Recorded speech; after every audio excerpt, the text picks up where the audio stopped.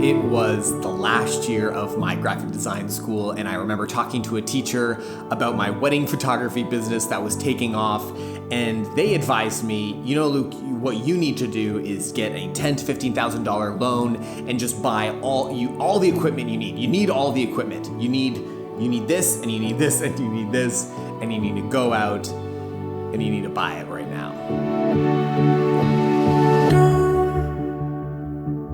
Tell me to calm down. Look all around us here. So Allie and I are in Arkansas for a couple weeks to see Allie's family, and also just to take a little bit of a break before the crazy wedding season begins in Toronto, and to get some well-needed sun after this winter. While we were here, we have been testing out the newest addition to our camera bags, and that is a brand spanking new mirrorless camera. I can't believe I was against mirrorless cameras for quite a while, or not against them, I don't know. I really liked SLRs, and I just really hated the idea of looking through a viewfinder at a screen. But we're making the switch.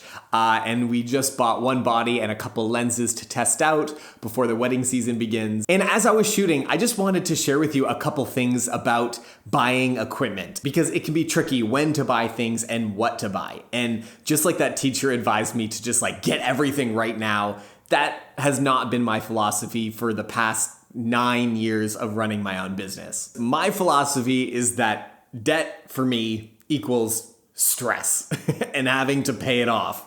And stress, it just doesn't do well with me being an artist. Those two things don't work really well. When I'm stressed, and specifically when I'm stressed about money, I don't work well as a photographer. And because of that reason, in the last 9 years, I have never gone out and just purchased an entire new set of gear.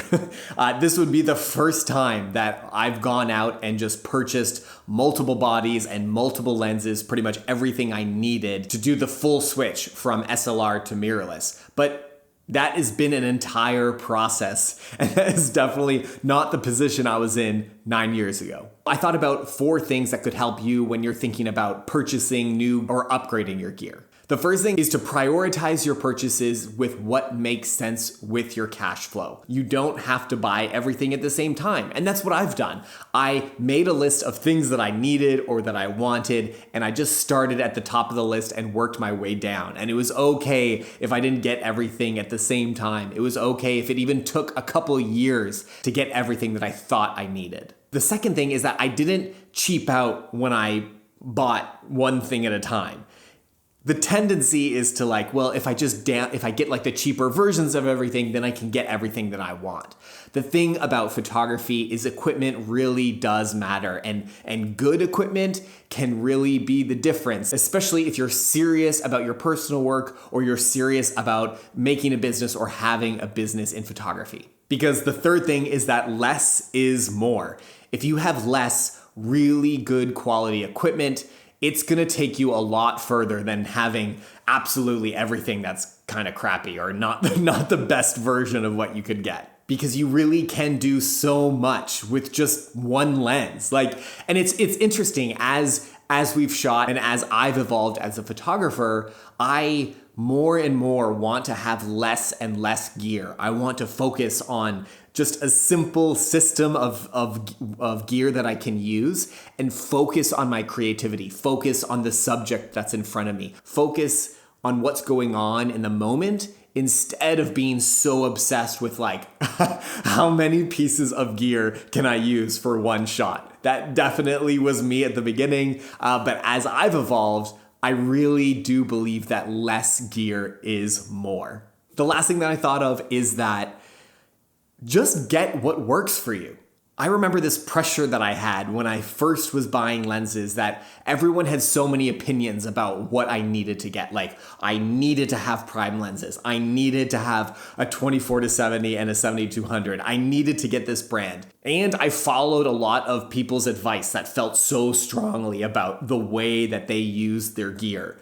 The thing I would say is get what works for you. And a great way to figure out what actually works for you is to rent lenses. Rent a body.